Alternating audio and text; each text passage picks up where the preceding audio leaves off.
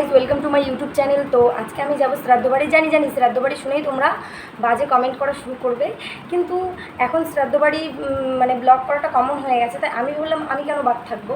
তো তার জন্য আমি আজকে চলে যাবো শ্রাদ্ধ বাড়ি। তো তোমরা দেখতে থাকো, ভিডিওটা কেমন লাগে অবশ্যই জানিও। গাইজ আমার মতে শ্রাদ্ধ বাড়ি সাদা কিছু পরে যাওয়াটাই বেটার মনে হয়, তাই না? দেখো গাইজ, শ্রাদ্ধ বাড়ি যাবো আর মেকআপ করবো না সেটা কিন্তু হবে না, ঠিক আছে? তো আমি প্রথমে একটু নিভিয়া লাগিয়ে নিচ্ছি। এই যে এখানে একটু সিসি ক্রিম লাগিয়ে নিয়েছি, এবার এটাকে ভালো করে মুখের সঙ্গে ব্লেন্ড করে নেবো ড্যাব ড্যাব করে।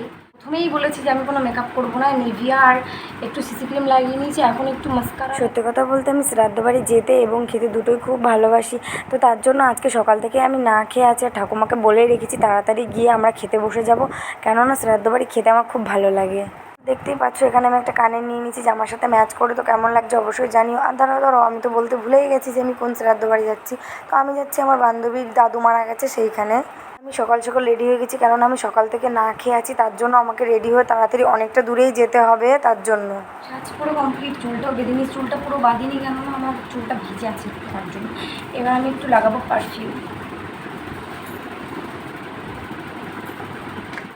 দেখো তোমরা আমাকে কেউ বাজে কমেন্ট করবে না, কেননা আমি তো সুমির মতো হাই হিল শর্ট স্কার্ট পরিনি, আমি একটা নর্মাল কুর্তি পরেছি, ঠিক আছে? আর আমি অন্য সবার মতন না যে আমি বেশি সেজেগুজে শ্রাদ্ধ বাড়ি যাবো। তোমরা দেখতেই পাচ্ছ আমি কোনো রকম কিচ্ছু সাজিনি, ঠিক আছে? তো কেউ বাজে কমেন্ট করবে। এই যে আমার নর্মাল লুক, শ্রাদ্ধ বাড়ি যাওয়ার লুক কেমন লাগছে অবশ্যই জানিও।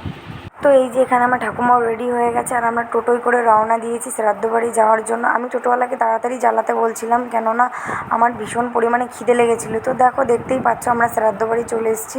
এখানে অনেক লোকজন আছে, তো আমি এসে আগে খুঁজছিলাম যে কোথায় খেতে দিচ্ছে। তারপরে এই বোনটার সাথে দেখা হয়ে গেল, আর এই যে এইখানে দেখতে পেয়েছি আমি এত বড় একটা শঙ্খ। দেখো তোমরা কখনো এত বড় একটা শঙ্খ দেখেছো? আমি দেখলাম ফার্স্ট টাইম। কি সুন্দর তাই না শঙ্খটা? তো তারপরে এই যে আমার বান্ধবী, এই বান্ধবীটার দাদু মারা গেছে, তো সেখানেই আমরা এসেছি। এবার চলে এসেছি আমি খাওয়া দাওয়ার উদ্দেশ্যে। তো এখানে দেখতে পাচ্ছ আমাদের থালা দিয়ে গেছে। তো প্রথম দিকে আমি একটু ভিডিও নিতে ভুলে গেছিলাম, কেননা আমার এত খিদে পেয়েছিলো যে আমি খেতে স্টার্ট করে দিয়েছিলাম। তো তারপরে আমার দিয়ে গেল একটা কাতলা মাছের পিস, কিন্তু পিসটা দেখে আমার মনটা অনেক ভেঙে গেল। আমি ভেবেছিলাম বড় একটা পিস দেবে যেটা আমি গপ গপ করে খাবো, কিন্তু তোমরা আমার মুখটা দেখে বুঝতে পারছো যে আমি কতটা মন খারাপ হয়ে গেছিলো আমার, যে আমি ভেবেছিলাম অনেক বড় একটা পিস খাবো কাতলা মাছের। তো আমার দুঃখ, ওরা দেখতে না পেরে একটা কমপ্লিট মাছ দিয়ে গেল, কিন্তু এই মাছটা আমি আগে কোনো দিন খাইনি, তার জন্য আমার ভালো লাগেনি। তো তারপরে মিষ্টিটা আমি কপ করে খেয়ে নিলাম। তো মিষ্টিটা খেয়ে আমার অনেক ভালো লাগলো, আর দইটা আমার ফেভারিট ছিল।